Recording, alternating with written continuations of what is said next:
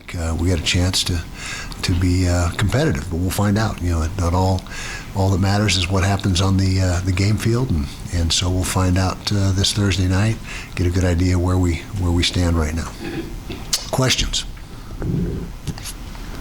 Kyle, during your tenure, you've had an excellent track record in season openers of getting wins, getting off on the right foot as a team. What's been kind of the secret to that consistency, regardless of opponent, that you've been able to be that successful in the opening game? I think it's the mindset of our players. We've got a team that most every year works very hard and prepares the right way, and this year is no exception. And that's really the biggest key is good players that are ready to play on in the opener and every subsequent week thereafter. But I would say that is the biggest factor, is the way our guys work in the fall camp and focus and concentrate and get themselves ready to compete. Right frame of mind. You ready? Oh, there we go, Justin. Sorry. Go ahead. Okay. Ever since 1994, the university has historically kicked off on a Thursday night, with the exception of last year against Florida. It was on a Saturday. Do you feel like that helps with the exposure of the program? Good question. I don't know what the what the ratings would say or whatever, but I just know that it's been a habit of ours to, especially when we open at home, is to play on Thursday night. I guess a lot of that has to do with the holiday, that following Monday. But it also is an advantage of sorts where we have a couple extra days to prepare for the second opponent. So that plays into it as much as anything else. But that's just been something that's been in place for a lot of years, and it's worked for us. And far more years than not, we have opened on a Thursday. So. Kyle, at Big 12 Media Day, you said the biggest concern was the running back room. Mm-hmm. How has that transpired during camp, and how do you feel about it now? Yeah, I feel good about it. Even though we don't have a clear-cut RB1, that's not it's not the end of the world that we don't have that. But we have the two tiers of running backs, like I mentioned towards the end of fall camp, where Mekhi Bernard, Jalen Glover, and Mike Mitchell, yeah, I know I'm getting old. Mike Mitchell have been in that first group, and then we'll see the vast majority of the playing time. You'll also see Dijon Stanley get some touches during the game, and then Hunter Andrews has been a really good addition to the running back group, and will add value. And then Charlie Vincent, Mr. Reliable, that is such a weapon for us on special teams. He's one of the mainstays on special teams. But that is the room that we're working with, those six guys. And like I said, that first tier has separated itself from the second tier, with the exception of Dijon having a package of plays that he'll execute. Kyle, you've been pretty outspoken about entering a new conference has provided you a lot of energy heading into this season. But when you look back at last season, losing the bowl game, having as much injuries as you guys had, how much has it, I guess, sort of given you a burst of energy heading into this season and so forth? Yeah, everybody was disappointed last year, and we used that as motivation during the off season to get bigger, stronger, more durable, which comes with that, and looking forward to being the team that we know we can be. Last year was we were off the pace and had some things to overcome, but that's not that uncommon in college football. I mean, you go through years where you're not as fortunate injury-wise as other, and just something you got to deal with. But right now we're in a good place, and if we can continue to keep the quarterback upright for the course of the season, then that is going to be a big plus for us. When camp breaks, you always hear coaches say it's hard for the third-teamers to get a lot of reps in practice. I was looking at your depth chart. I think you have 8 oars between second and third guys on there. I'm wondering, how do you balance those reps to make sure those oar guys get enough when it comes time for practice? Yeah, good question. And we did more this fall camp of running simultaneous drills. So, like, for example, we have the team period that's maybe 12 minutes, 15 minutes long. Instead of just one group going against the other group, we have 2 complete sets going on simultaneously. And that has really been enhanced by the rule change where everybody can coach now. Before, you ran out of coaches and you didn't have enough supervision and enough eyeballs on the drills as they were happening to make them as effective as they needed to be. But with analysts and everybody else being able to pitch in and coach, that has opened up a lot of opportunity for getting a lot more done during practice, because we have more sets of eyes on people and more people to help facilitate the drills and coach the drills. So that was what we did this year. You had a couple position changes, Jonathan Hall and John Randall Jr. What was the reasoning behind moving those guys? John Hall, start with him. He is more of, he came to us as a safety, played safety in high school, but we projected that he would eventually outgrow that position, and he has done so.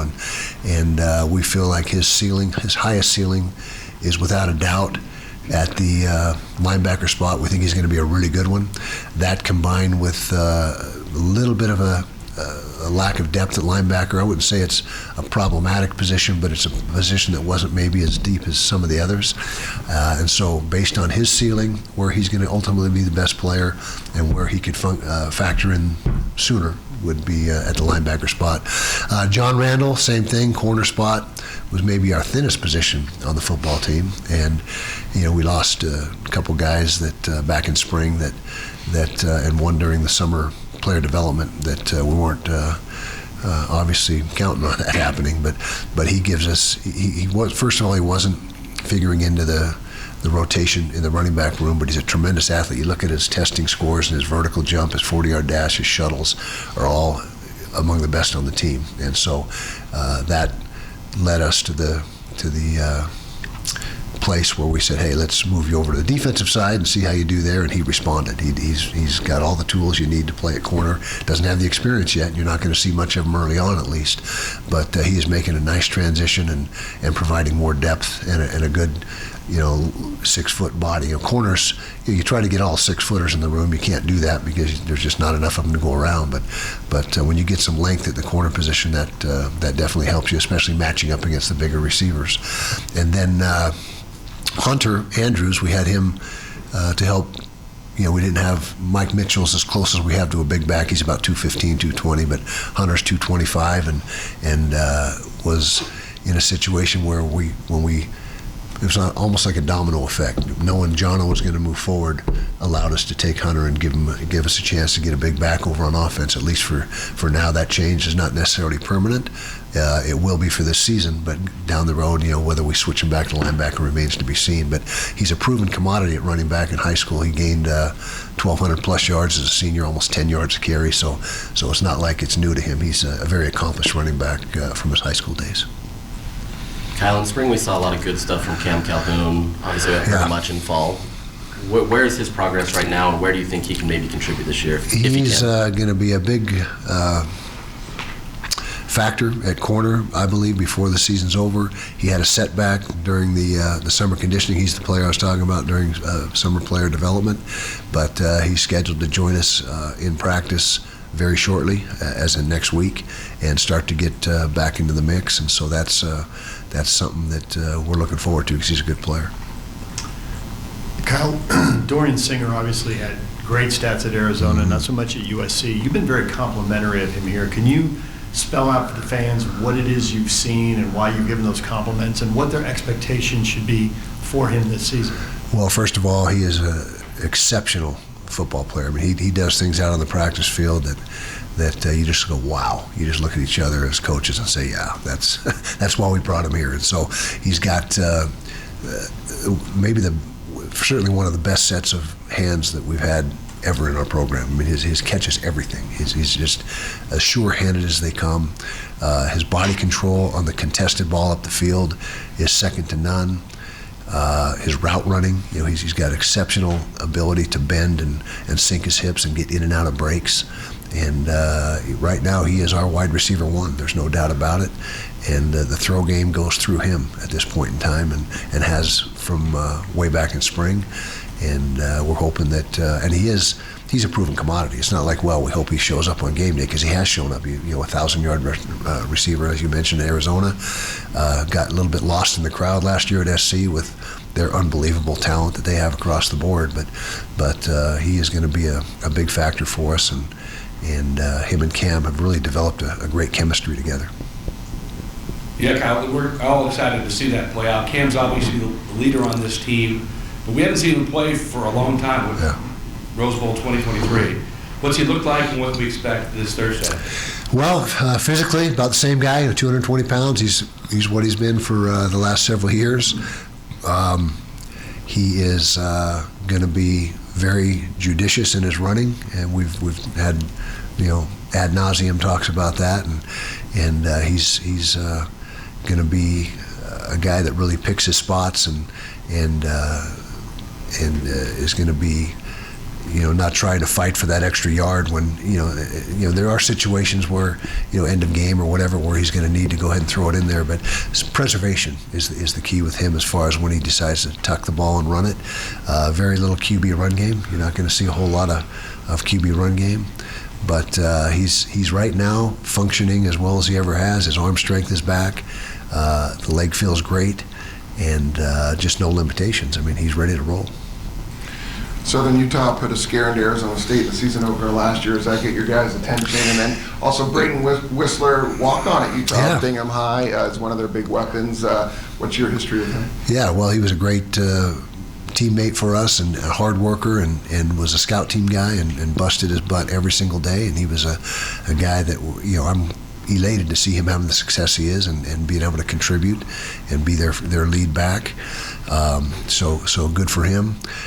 We don't overlook anybody. I mean, every year 1AA beats Division I, and usually multiple times. You already saw it this past weekend. Montana State got a win, even though they were the favored team. It still happens. And so we are very aware that we've got to play good football, and our focus is on us completely this week and playing our game and playing up to our potential and making sure that we, like I said, don't get complacent and don't think that we don't need to show up, because we do. We're going to have to come out and play well. Do you have a third-team quarterback? We do. Right now it'd be Brandon Rose. And it's, Sam Heward has been really making progress, but again, it's, we're established at 1 and 2 right now, but Sam is pressing for that number 3 spot, and if something happened where we got to that spot, it would probably be a competition between Brandon and Sam to see who ultimately is the guy.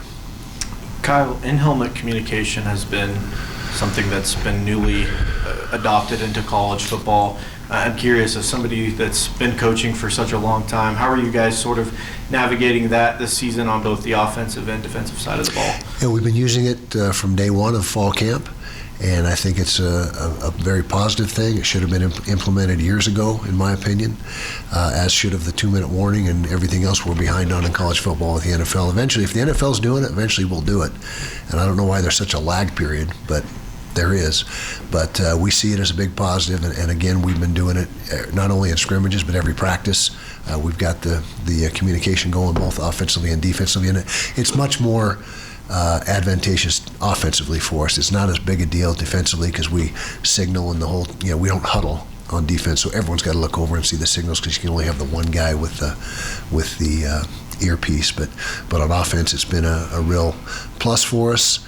I'm not going to say it's a game changer or anything like that because we're not a no huddle team, and so we've had good communication in the past with our signals, and we don't feel like we've been compromised with signal stealing. But it just makes it a cleaner process and better for the quarterback to be able to hear exactly what the offensive coordinator's thinking. Kyle, back here. I know that we've spoken about it at fall camp, or spoken about him, but the return of a healthy Brant Keithy, I know also Cam Rising as well, but how are you feeling going into week 1 of your season, knowing that you've got these guys healthy on your offensive side? Yeah, well, he's a weapon for us, and he's looked great in practice. We've been we have been intelligent with how we've used him. We have given him a few practices off here and there just to make sure that we don't overdo it. But he is arguably, one of the top 2 or 3 receiving tight ends in the nation, and he's a tough matchup for defenses. And when you look at that position room is loaded. We got 6 guys that could maybe start anywhere in the Big 12 right now. That's how deep that is. The 2 deepest positions on our football team, defensive end and tight end.